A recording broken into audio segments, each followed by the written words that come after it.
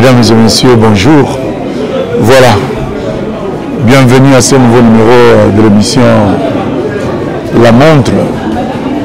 Je suis Salomon Boma, le coordinateur de la chaîne Africa Active Télévision. Voilà, vous qui nous suivez partout à travers le monde, je vous dis bonjour ou bonsoir selon l'heure à laquelle que vous nous suivez partout à travers le monde. Cette chaîne Africa Active Télévision. Je vous ai dit dans mon annonce que je vais vous révéler beaucoup de choses. Je vais vous donner suffisamment des informations, des images qui vont certainement vous faire plaisir. Mais aujourd'hui, est-ce que ça sera un plaisir? Est-ce que ça sera choquant? Mais je vais quand même vous montrer ces images. Parce que c'est mon rôle en tant que journaliste et reporter infatigable international. Nous sommes à Kinshasa, capitale de la République démocratique du Congo. Je vais vous montrer aujourd'hui les images que nous avons réalisées ici à Kinshasa, curieusement dans la capitale, dans le quartier Kingabwa, vous connaissez. Il y a une école, je vous amène à une école à 7 km de Kingabwa, juste derrière l'aéroport d'Ndjili. Quand vous êtes à Kingabwa, vers le Ngandangolé, pour ceux qui connaissent Kinshasa, vous prenez le pirogue. Nous sommes allés à 7 km dans un village qu'on appelle village Bakongo. C'est un village qui est à 100% habité par des pêcheurs. Bateau Bassala la pêche, ils sont là avec leurs femmes, avec leurs enfants. Mais qu'est-ce qui m'a tiqué pour que nous puissions aller là-bas, mesdames et messieurs? Nous sommes allés à la rencontre d'un monsieur qui est volontaire. Je vous relate son histoire. Ce monsieur-là, il s'appelle professeur Manzanza, Feli Manzanza. Feli Manzanza, c'est quoi son histoire? Je vais vous raconter. Ne zappez pas s'il vous plaît. Continuez à être nombreux à nous suivre. Aimez notre page, abonnez-vous et partagez parce que je me suis décidé à vous faire plaisir. Dans ce village Bakongo, nous sommes allés trouver des enfants qui étudient dans des îlots. Des enfants qui étudient dans l'eau, dans les îlots. Il n'y a pas une salle de classe, un hangar construit pour une église, mais ce monsieur Feli Manzanza, qui est un volontaire, un enseignant, était parti pour rendre visite à sa grande sœur, pour la petite histoire. Quand elle est arrivée sur le lieu, elle a trouvé que le village était en train de pousser. Elle a posé la question à sa sœur, mais comment vous allez prendre charge pour ces enfants? Est-ce qu'ils étudient ou non? Ici, il n'y a pas d'école, les enfants n'étudient pas. Donc, le Kolama est allé. Moi, mes parents, 7 km dans mon kilogoti, dans la classe, exacté. Monsieur Feli Manzanza qui touchait aussi grande sœur, en tout cas, ils ont bombe à retardement. Ils ont bombe à retardement. Il faut que nous soyons na tangisabana eux. Abi mokosa ndé na bina zongi na cité na la kamosi na ngana bana pour que naia awa je vais habiter ici pour que j'encadre ces enfants na tangisabango. Il a trouvé un hangar juste à côté, il a posé la question à sa sœur lui dit que ça c'est une église, il y a un pasteur qui a monté ces hangars là pour nous permettre à prier. C'est là où nous allons prier chaque soir ou le dimanche matin. Il dit, je demande la permission à ce pasteur. Le pasteur lui a accordé l'espace pour qu'il enseigne les enfants. Monsieur Feli Manzanza a sillonné ce quartier que vous êtes en train de voir dans l'eau pour sensibiliser les parents afin qu'ils envoient leurs enfants à l'école pour la formation professionnelle, pour les enseignements. Les enfants sont venus, les parents ont certainement boudé, ils ont dit, ah, mais il y a d'autres parents qui étaient convaincus, ils ont envoyé leurs enfants, ils sont arrivés à Bani Kotang Sabango. Mesdames et messieurs, ce qui est curieux, c'est que depuis que Nabotama, Maître Raisin Koulenfouka, Nakata Captain en Afrique du Sud, King Zuma, Omar Ibondo, le boss de boss Nakata, Captain en Afrique du Sud, le fondé de pouvoir qui pour le Sangui, Makambo n'a monté depuis Nabotama. Monsieur Félix Nzanza que vous voyez, il enseigne 6 salles de classe. Tant à combien à Zuba, na Bengi Bana Bayanakata, salle à Bamiko Tang Sabon. Chaque parent venait à bord de sa pirogue, à Ekotika Moanae, Bana Bakoti. Les enfants étudient dans l'eau. Étudient dans l'eau. Je vous montre les images pour que bon monde, dans quelles conditions les enfants étudient ici, en République démocratique du Congo. Nombreux pensent que je suis un fou, je dis des choses que je ne maîtrise pas. Mais vous avez vu, nous sommes allés là-bas, la période d'Amboula, on a l'image, c'est-à-dire que quand les parents viennent avec le pirogue, avec le tigaba, on a la pirogue, à Tikibo, on a pirogue, on a la salle, on a la moine, on a abattu avant Nicolas Libaya. Et quand ils sont assis, na scène dans les amaïdo, moi na qui le colonial, c'était pour le colonel côté na maï. Et 10 minutes avant que monsieur comme ba yotu de manio qu'on a dans la salle de classe, besoin na ba image en wana. Professeur wana a convaincre ba parents ba tindi bana tant à jauger niveau à chaque mois a trouvé que bana mususu à répartir ba selon la classe. Abani kotani sabango. Après, au bout du temps, il s'est organisé à mon niveau, à Kabeli dans la classe. Mesdames et messieurs, ce professeur, c'est quelqu'un qu'on doit honorer dans notre pays. Il mérite assez qu'on lui construise les monuments. Mais tous a distrait dans le Boka, personne ne pense à ce monsieur-là, Félix Nzanza. Ajoutant ça 6 salles de classe. Avant midi, qu'est-ce qu'il fait? Aïna tomba parents baetika bana avant midi, bana batangara, bana première primaire, bana deuxième primaire, bana troisième primaire. Si il y a côte na auditoire, ndenge totunaki alobina biso que côte auditoire première heure.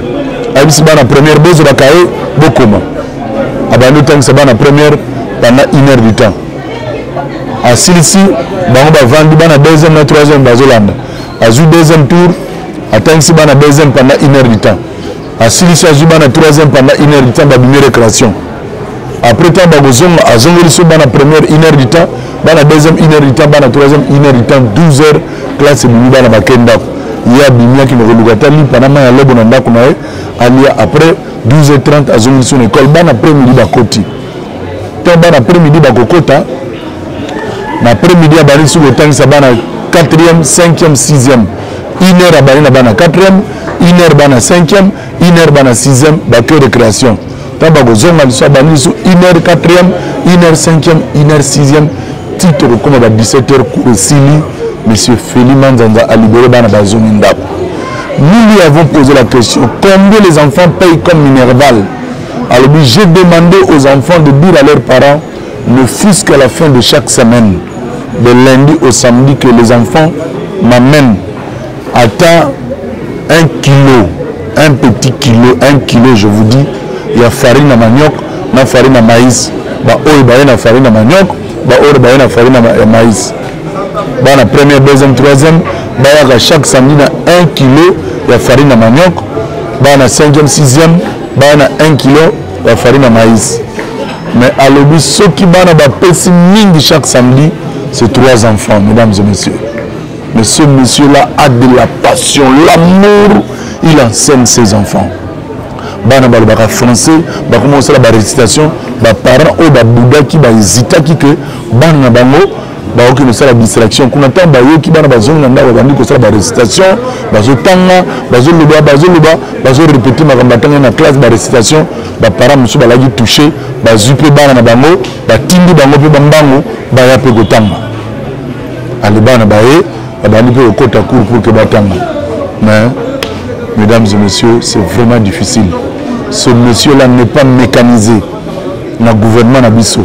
Biso to ya to sala ba reportage au besoin la télévision. Personne n'a pensé à ce monsieur-là, ni le ministre provincial de l'éducation nationale, ni le ministre national. Ba organisation belé bato belé baya batala kuna, personne ne pense à ces enfants.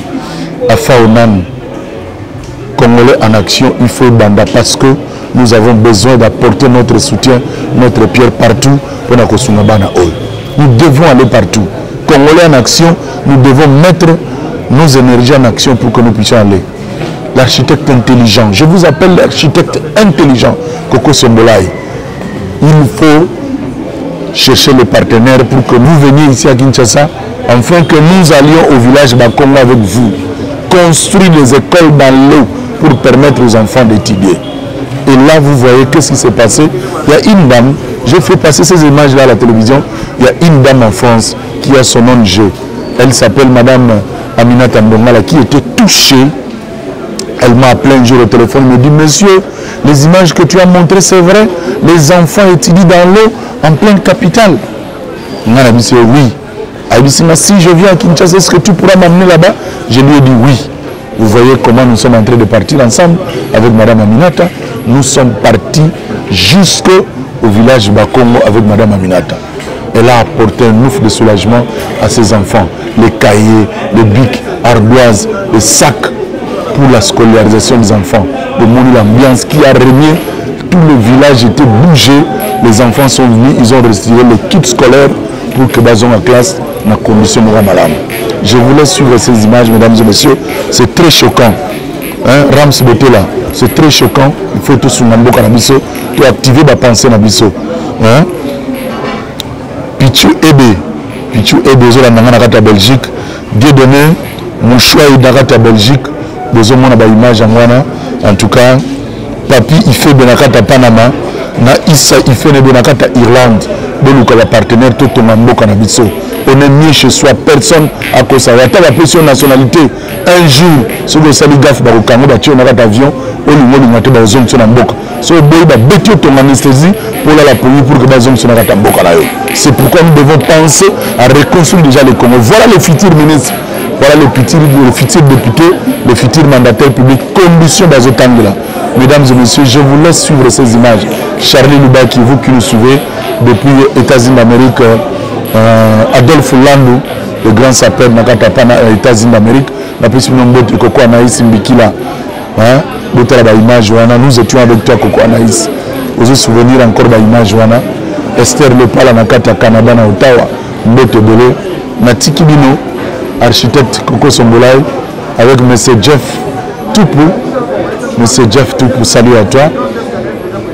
La personne Mbote Bolo na l'image tout coûte en après. Pour conclure l'émission de Bissau Lelo. Suivons.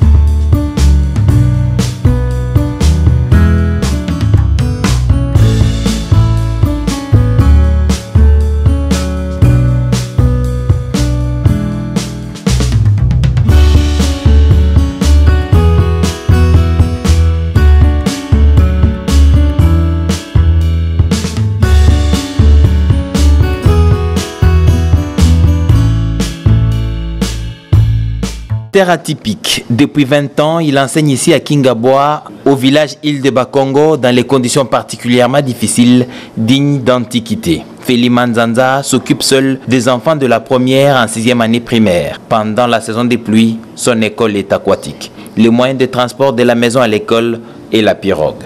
Dans les salles de classe, recevoir par moment la compagnie des reptiles comme les serpents n'est pas étrange, c'est un fait banal. Terminer ses études primaires, n'ayant connu qu'un seul enseignant, ne surprend personne par ici. Feli Manzanza est un véritable bénévole qui s'est organisé pour enseigner 3 classes l'avant-midi et 3 classes l'après-midi. Sa première promotion a déjà terminé l'université. Son calvaire, lui, se poursuit sans désemparer dans ce quartier perdu sur le fleuve Congo. Dans ce contexte de précarité, le réflexe de survie s'est réellement développé. Feli Manzanza demande pour le Minerval des mesures de maïs ou de riz. Pour certaines familles, donner ces mesures de maïs ou de riz tient un luxe qu'elles ne peuvent pas se permettre. Donc, Feli Manzanza, l'enseignant atypique, ferme ses classes à 16h30, il prend sa pirogue et fait la pêche. Cet enseignant mérite une reconnaissance nationale de notre point de vue. La RTNC, qui est allée à la rencontre de Feli Manzanza, l'a diffusé sur les antennes de notre Congo. Très loin à Paris où elle vit, Madame Aminata Ndongala, présidente de la Fondation Mérage de Boston, a été touchée par ces images pathétiques. Elle a décidé de venir en aide à ses enfants. À partir du port de Ngwele à Kingaboa, dans la commune de Limete, il faut compter environ 5 km pour arriver à l'école de Feli Manzanza.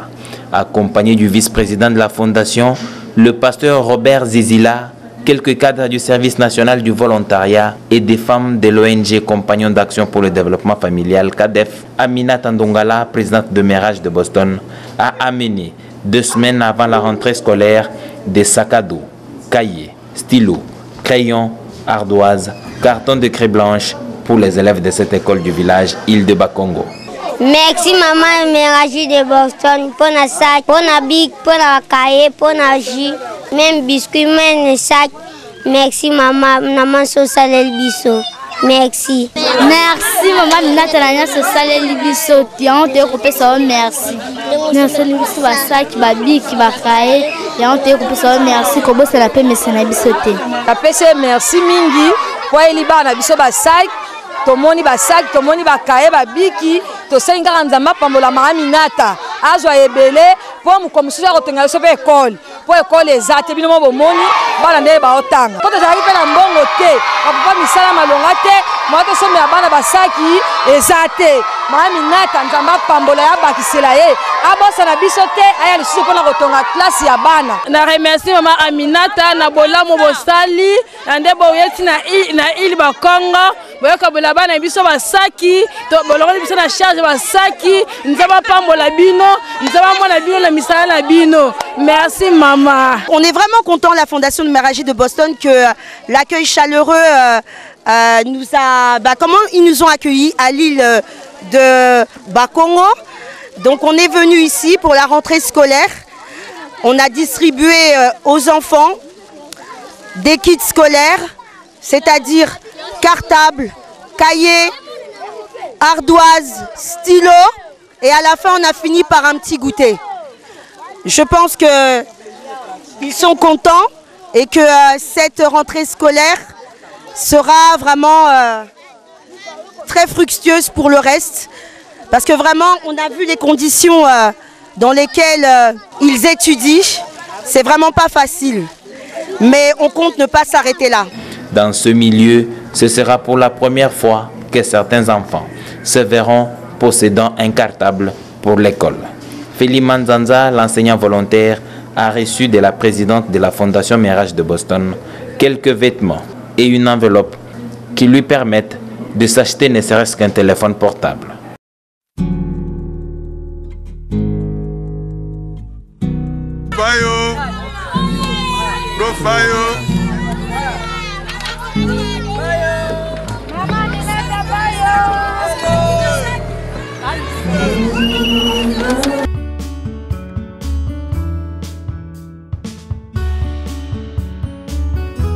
Voilà, mesdames et messieurs, vous venez là de suivre les images que nous avons faites pour vous. Je vous ai dit, je me suis engagé à vous informer, vous former, vous divertir.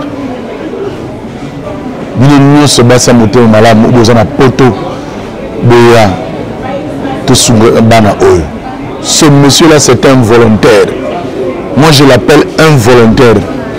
Il enseigne 6 salles de classe. Depuis que je suis né, je n'ai jamais vu ça, Madame Julia Onano. Je n'ai jamais vu ça. Vraiment, je n'ai jamais vu.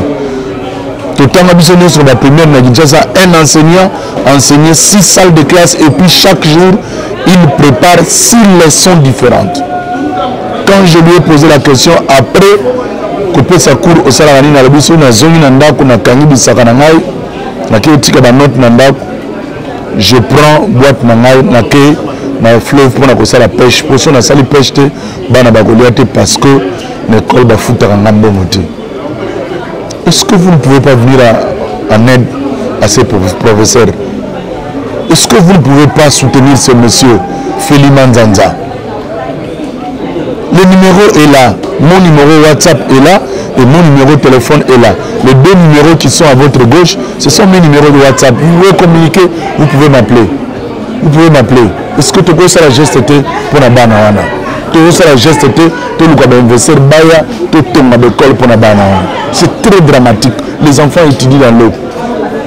Le professeur Manzanza nous a dit, moi on a libéré la première promotion, tant à comme la 6e à salle examen sélectif, on a dans la 6e avec le commissariat de la cité. Moi on a comme la cité à salle examen, à passer 6e, à jouer examen d'état. Le moi on a la 2e graduat dans Istanbul. Donc ça fait plus de 18 ans que le monsieur Manzanza est là-bas en train d'enseigner les enfants dans l'eau. Il fait Benakata à London. A faire le football Tango parce que Africa Active Télévision et ça on a pour la repérer cette nouvelle information pour la colla Moussabino. Parce que belé ban belé bazo la tabila même sur la pote le kitro mais ban na bazo souffrir. Tout ça la geste était. Thierry il fait Benakata à London. François Moulot pour Benakata Bella. Beaucoup ça la geste était. Jipelo quoi. Mokonzia Australie. Jipelo quoi Mokonzia Australie. Beaucoup ça la geste c'était pour la banane, ne fût-ce que pour la professeur Anna Manzanza. Jipelo quoi Nakata Australie. Mokonzio. Mokona Kenara na moni professeur Anna peut permettre ngana Sabino. Na mona sentir ya professeur Anna. Madame Aminata na bomoni tanga uti wana ou ana bomoni na Sacha zu veste. Pourquoi on a eu ça qui est déjà la poto à veste à Bomissi veste à partir à Panama à Mimela qui apprécie. Mais dans mon sentir professeur à l'attaque na koka ko kanga moté maté. Azwa singa batanda bilamba kanga sentir bambeko. Na zonga na ndako na sombaka de sentir ya sika. Na koka te na zo ba sentir wana na yana ngombangu na kenda tikuna na village on a prendre la professeur wana. C'est très dramatique. Dernièrement, Bella Posa Koufa. Il y a un monsieur Fabien Mimbo qui est secrétaire national à service national à volontariat. Moutassuna, Bimissambo, pour que bassionner monsieur Félix Manzanza. Où sont partis les gens de bonne volonté? Où sont les communautés? Où sont les chrétiens à travers le monde? Où sont les associations, les ONG? Venez en aide à ces enfants. Si vous doutez, quand vous venez à Kinshasa, je vais vous amener là-bas. L'architecte intelligent Koko Sombolai, ceux qui sont à Kinshasa, Mbote na Mamana Bébé na Bisa Botami, ceux qui sont à Kinshasa na Kozwayo Toke Tikuna. Bogomona. Didi Mouenga Beka na kata Panama na Piso Mbote Bele. Basile Kitoko na kata Belgique na Piso Mbote Bele. Gino Abedi na kata Bela na Mbote Bele Angwana. Kani Wasenga moto na Nzambe toucher ba frère na ba sœur na kata église va venir en aide na bana wana. La religion pure consiste à assister les orphelins, les veuves. Si vous assistez bana wana et vous allez prendre makas Nzamba ko pambola yo Wasenga moto na Nzambe. Mams matumona na kata Panama Mbote Bele. Didier Mvumbi na kata Autriche na pesi Mbote Bele. Enzo Ika, notre star congolais qui évolue en Turquie. Aux Andouleman, aux Olamabsina kata Turquie Enza. Enzo Ika, c'est la geste pour la banane et vous allez pamboli monene. Just Tambo na kata Suède, na pesi Mbote Bele. Jean-Pierre Lokwa, ingénieur constructeur na kata Kinshasa. Olivier Mukumba, na kata Congolais en action. Edi Mankai na kata Congolais en action. Ilunga Biango na kata Australie na pesi Mbote Bele. Bino nyos bezo soutenir Afrique Active Télévision. Nous allons bandi de partager ma vidéo, de s'abonner, de le makama bien les alliés. Yves Biragi, Nakata Villa Tournaï, na Belgique, na Pession Mbote Bele. J'aime Rose, grand garçon, artiste mounene, musicien mounene, Nakata Mboko, Nakata Monde, international mbote nangwana Solange Mbula na kata Afrique du Sud DJ Boema na kata Lubumbashi ya mbote bele yangwana euti pa fa onan Madame Julia na pesi mbote bele Gelor Jibel na kata Australie na pesi mbote bele bon na silisa sana pesi mbote asili kilangai atombokela ngai hein Gladys Kadi Mwasi Moulaï, la première femme congolaise la plus élancée Nakata Europa, Esaïe Gladys Kadi, Nakata Belgique, qui mesure 1,85 m. Est-ce que toi tu as cette taille-là, comme Gladys? Toi tu as cette taille, comme Gladys? Moi je suis à Mundele à l'aise, Mundele Langwa, non. Aïbisi Algoma, Massimbilanga passeport, donc elle sous place, me soutient à Souké Panayo. Gladys, à tonne de tendresse. Moi aussi à 1,85 m. Merci beaucoup à l'ingénieur Olim Poutou, Azaki derrière la caméra, Afrique Active Télévision, beaucoup de Melabiso belé. Tu as pour ça, il y a la suggestion de la critique, il y a un numéro de WhatsApp, il y a un numéro de téléphone, il y a à gauche, il y a un numéro de téléphone, Salomon Boma, coordonnateur, il y a Africa Active Télévision, dans Kata Kinshasa, na sali chaîne pour na sepel Sabino, na paix Sabino d'information. Merci.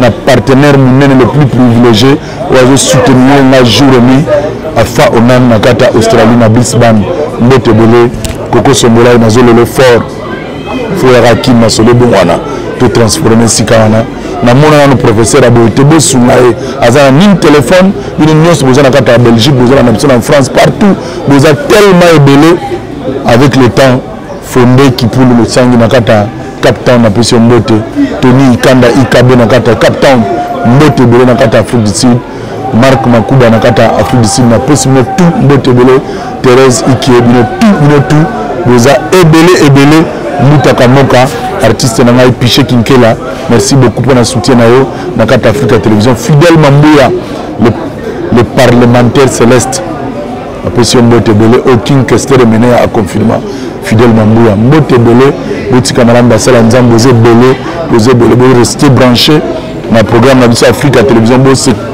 abonnés et belé, vous partagez, Nakamba bien, Nakamba danger, et Zoyanga Salomon Boma, Nakolembate pour la sepel Sabino. Merci beaucoup, Bouti camarade Bossuma professeur, Oyo, les a passé mingi, Kotang Saban et belé beau, ce n'est pas donné à tout le monde. Merci, Tokutani Balassima. Bye bye.